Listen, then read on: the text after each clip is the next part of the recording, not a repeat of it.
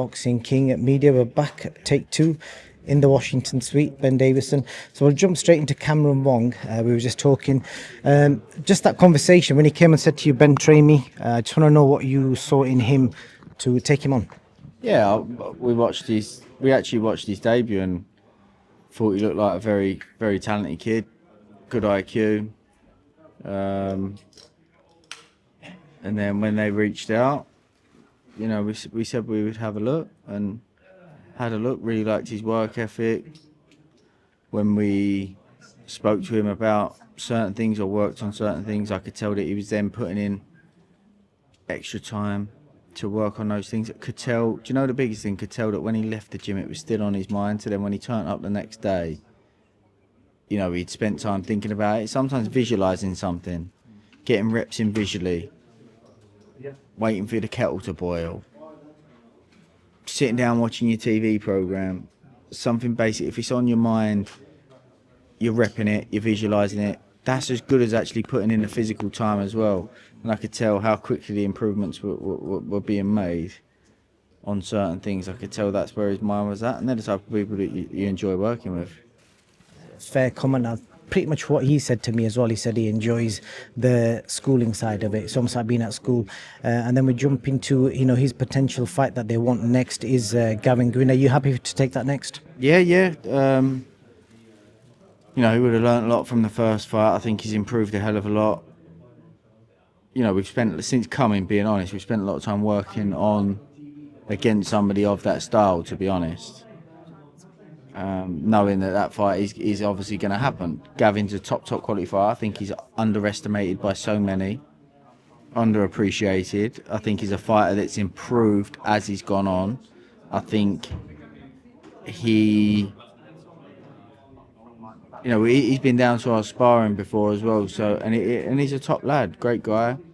And there's a reason that nobody's boxed him since. You know, I know he's just had a run out, but nobody's picked to box him since because he's a handful. And yeah, again, it's a great fight, and hopefully it gets done. Well, it'll get done next year.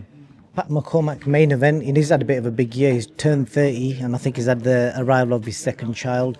How's he kind of dealing with that as a fighter in the gym? Because that's a lot of responsibility. 2 young kids turning 30. It's kind of like life-changing, isn't it? I just think he's took it in his stride. I think it probably matures you, definitely. Speaking on my own experiences, I think.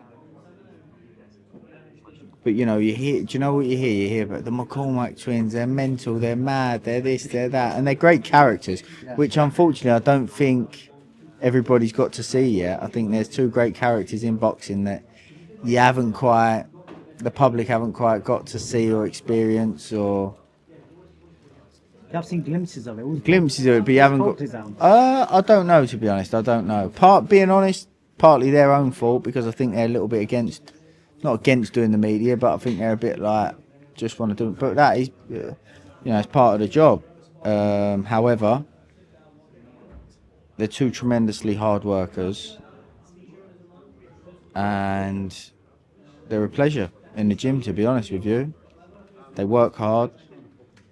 You have to rip the gloves off them to get them to stop. You know, that's enough. Just do one more. No, that's enough. One more. No, that's enough. Or, right, I might say, finish off just doing a bit of shadow boxing on what we've just worked on there, so you're keeping it on your mind. The main focus is on your mind when you finish a session. If I was to walk out of there for 20-30 minutes and then walk back, they'd still be practicing it, and that's the type of mentality they've got. So for all the things that you hear, they're tremendously hard workers and tremendous talents, and this is a great opportunity for Pat in a good fight against a good opponent who's put up good test last time out against Shakram Girsov, who's highly regarded. So WBA eliminator. So it's all steps in the right direction. Definitely. How do you stop Pat from making sure he's not one of them, this Saturday night doesn't become another one of them cliche nights where the Mexican came across and gave him the hardest night of his life? Because this guy's record, you know, I watched the fight he had with in Albania. You know, a lot of people thought he got robbed that night, and this guy comes to fight. He does, he does. But they're the type of fights that you need along the way. You know that those are the type of opponents you need to be in the ring with. There's no point boxing guys that aren't coming to fight, for example, and then all of a sudden you get into a meaningful fight and it's a big shock to your system. Pat's been on the world stage in terms of the amateurs, boxing the best fighters in the world for over 10 years, probably. And he's used to box. That's what he's used to, guys coming to win. And you're right, I agree. You know, a lot of people thought, you know, he probably won that fight, but I feel like Pat wouldn't be out of place with anybody in the division, anybody. And it's just little experiences along the way. I'm not going to go into what experiences, but there's experiences along the way, situations along the way that you overcome that gives you the experience. And then when you do come across them against another elite fighter, you're prepared, you've seen it, you've done it, you know how to react to it. And that's in terms of skill set, I'm confident with Pat. It's just a little bit more experience. As well as that, it's probably for the promoter getting his profile to a point where TV's happy to pay a little bit more money. The opponents can be better or of a higher level who want more money, and those are the steps to get him to become a world champion. Well, I hope he shows that this Saturday night. And before I let you go, I just want to get a quick update on, he got a massive stable, so I just want to fly through some of these. Shabazz Masood, we keep hearing rumours of the McGrail fight being rearranged. Any date concreted in, or you can give us any update? There is a date concreted in, but it's not for me to announce, so I'm sure they will announce that very shortly. Is it I think in November, Eddie said potentially November? Somewhere around there, but again, not for me to announce. So. And Fabio Wardley, I'm sure, is it officially announced? I don't even know if it is or not. Fabio Wardley, Joseph Parker is the big talk. Apparently it's going to be announced imminently. Is it? I don't know. That's a rumour online, or, you know, but what do you make of that fight? It's a mad fight for both guys, because Fabio just wants all the smoke, and so does Joseph. Yeah, and I think that's why the fight's been made. I just think Joe isn't sure on the Usyk situation, doesn't want to wait another 6 months till he gets an opportunity to fight. I think for Fabio, do you know what it is with Fabio? He just looks at it as it's all a bonus. So I just think he doesn't care who he gets in there with. I think he just thinks it's all a bonus anyway. If I land right, I can chill him. He's very diligent on his preparation, invests in himself, and that's so many other things that have allowed him to be achieving at the level he's achieving. But I just think he's just got no fear. He just thinks, yeah, like, if I said to him, genuinely, do you know people say that, but genuinely, if it was like, I think King Kong's the right fight for you, let's do it. Yeah, okay, like, and you know, Parker's looked at as probably, most people would regard him in top 2, top 3 heavyweights right now. So why not? And I suppose if he wins, he becomes world champion, because especially if Usyk decides not to defend that belt. I don't know how all that's going to play out, being honest, but as it stands, if he wins, he'll chance he gets the Usyk fight.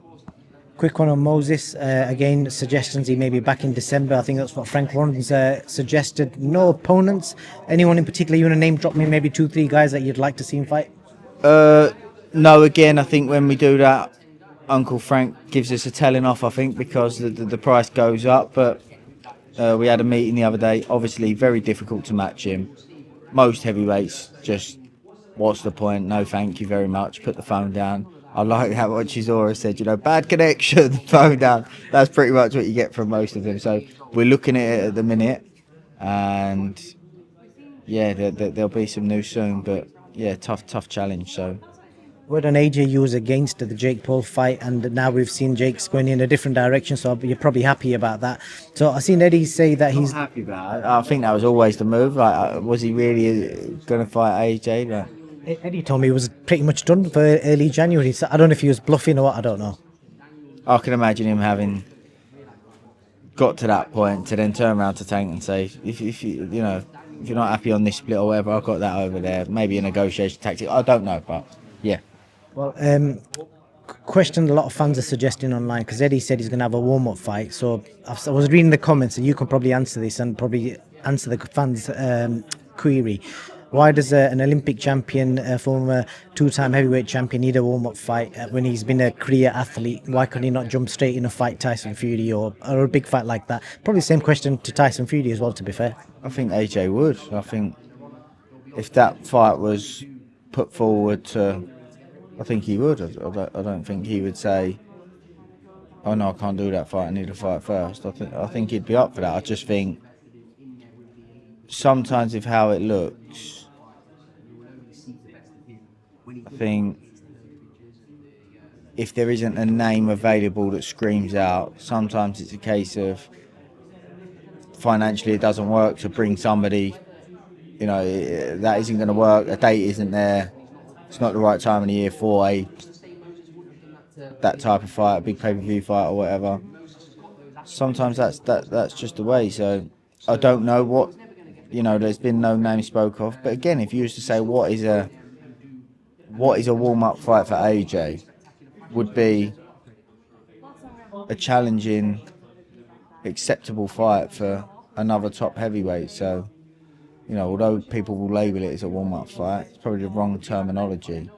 But yeah, I don't know. I can't answer who it is or who it might be or anything like that. Last question for you, Ben. You've got a crazy stable. The three heavyweights I just mentioned there at the end. They're all of them are like different personalities, as you said. They're the crazy McCormack twins who are still waiting to see their personality in the public. You got Shabazz, who's quite a quiet kid. You got Cameron, who's similar. Moses is coming out his shell a bit. Just tell me how on earth all these guys kind of function. Because you're almost like the father figure in the gym, even though you're not. You're probably same age as some of them. But how do you kind of deal with the personalities and egos, maybe? They're just really respectful, good people, you know what I mean? And I wouldn't have somebody in the gym that wasn't like that. If I thought somebody was a bad egg or somebody was disrespectful or didn't want to see the others do well, and I couldn't have that. That creates a bad energy. I don't want to, it makes you not want to be in there. Do you know what I mean? So I wouldn't have it. And all of them want to see each other do well. Everybody supports everybody. If some of the top names in there, if they've not got a date coming up, but somebody else has got a date coming up, they will come to the gym and happily do some drills and almost and do tech drills to help out the other person.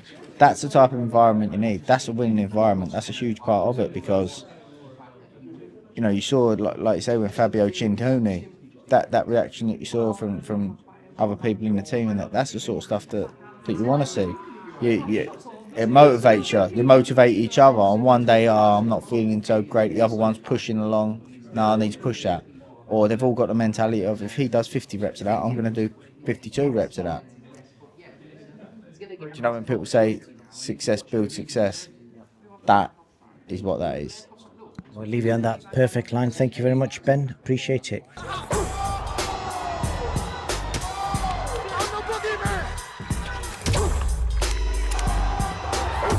Respect isn't given, it's earned.